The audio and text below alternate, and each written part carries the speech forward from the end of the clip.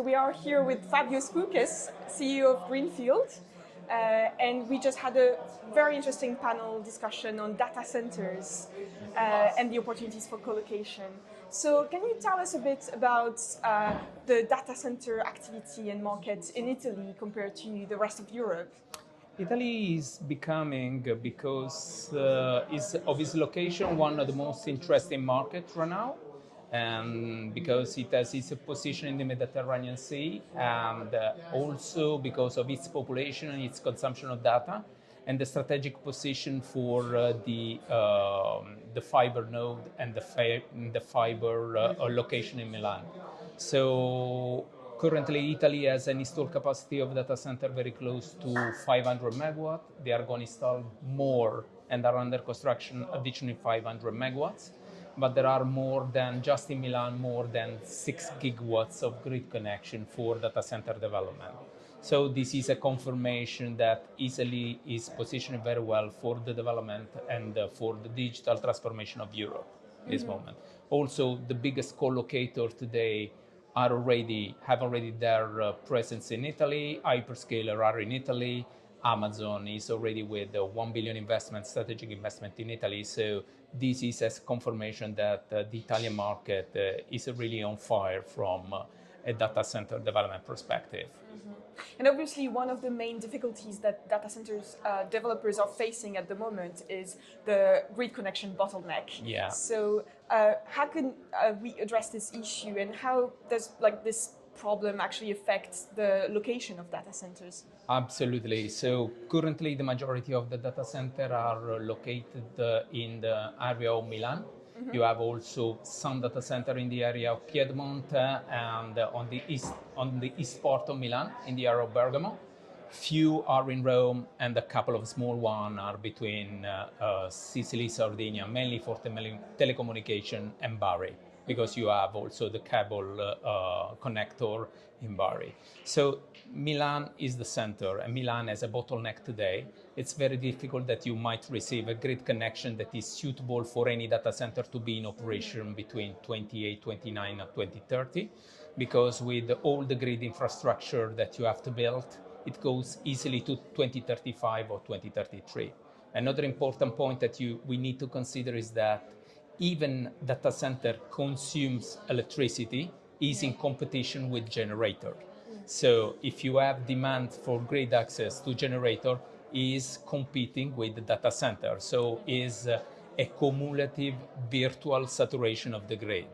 So what happened already in renewable energy is happening in data center, and you have a saturation of grid and no possibility to development. So Milan is developing very well, and Lombardy is developing very well, but it's not only the grid, it's also the consumption of soil and the availability of land.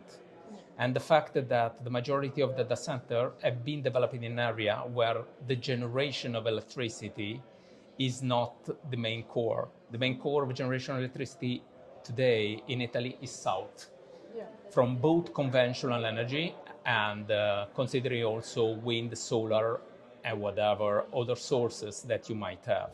So this is a very big dilemma that you have currently in Italy, because you don't have access in the grid in the north. You have a lot of generation in the south, but the location remains fundamental for any data center development.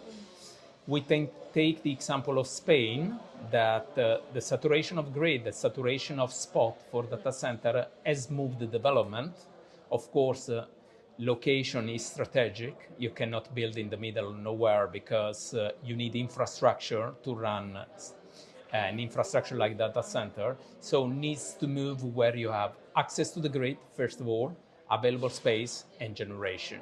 So these, and also a local government that supports it. This is a clear example that happened in Spain, where after the saturation of Madrid and Barcelona, everything moved to Zaragoza. Moved to Zaragoza because Zaragoza is on the backbone of the fiber, so you don't have any problem of connectivity.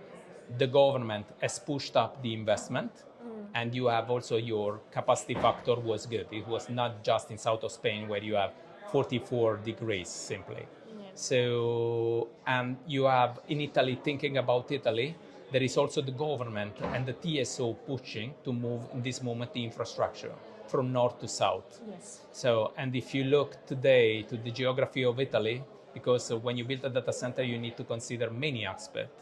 That is not only the fiber, you need to consider also the geomorphological aspect, the seismic reason, the seismic risk, the flooding risk.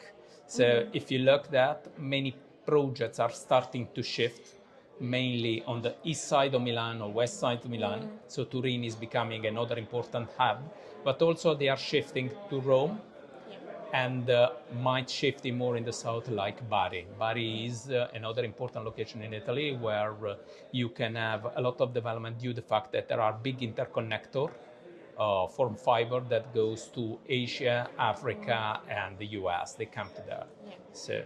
So when we're talking about hyperscalers and data centers, we're talking a lot about how demanding it is in terms of electricity, how much electricity it consumes, and how can renewable energy mitigate this problem, and what types of assets are best suited for. So I think that right now, if you look to the, how can I say, to the sustainability report of the big hyperscaler, the majority of the hyperscaler are already, how can I say, not too much in Italy because you don't have a lot of PPAs. It's still in development, the PPA between hyperscaler and or data center operator and renewable energy company. But if you look to the US or at the pan-European level, this has been already a main driver.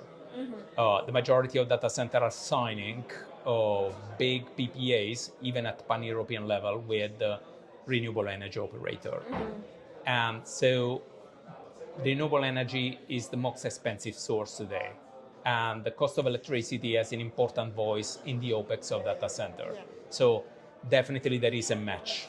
But also what is important is that if you look at the collocation, that is one of the topics that we have discussed today, the availability of land plays another important role. So while in Finland there could be a lot where there is a significant development of data center, you can look at collocation with very big wind farms because also you have a very low density of population in the country, and or they do collocation with hydro in vast populated country where you have very high density of population like Italy.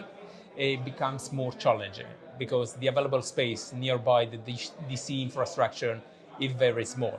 So definitely the PPA is the instrument to decarbonize and lower the consumption of electricity. How can I say lower the consumption of electricity? Well, thank you so much, Fabio. A pleasure.